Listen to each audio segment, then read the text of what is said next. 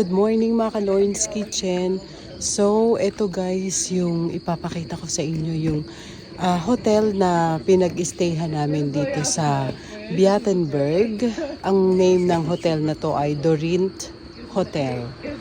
Ito siya. Yan. Kapag winter guys, nagsusnow dito.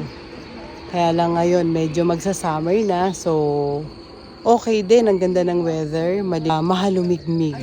Tsaka ang ganda ng lugar kasi ito yung parang pinakang village area nila, pinakang probinsya.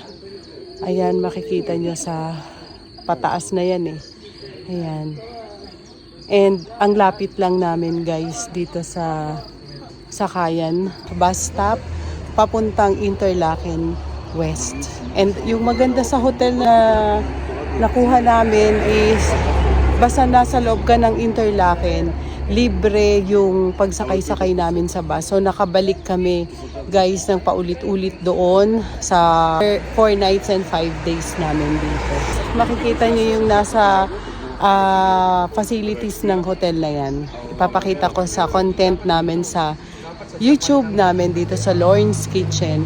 So ngayon, last day namin, punta na kami ng Geneva, Switzerland.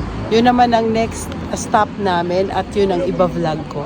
Don't forget to like, subscribe, Lorne's Kitchen, business, travels, food,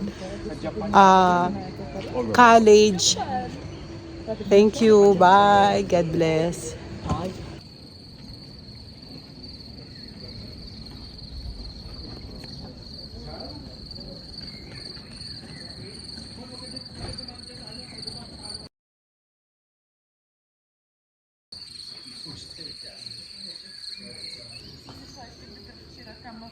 Na 300 się zmieniają z pewnymi podpisami, ale tu teraz ludzie zamiast trafić na tym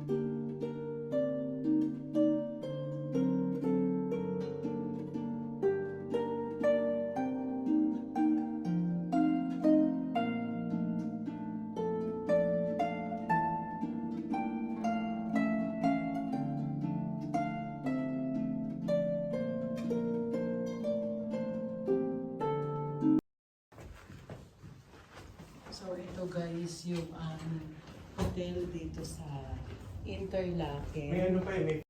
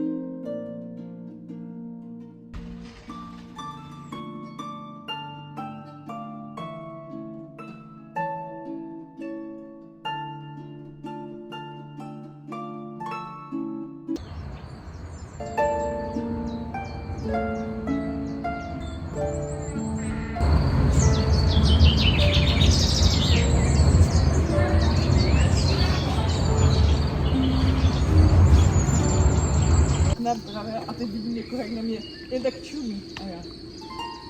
Já ani nebyla ani češky, když slyším kota.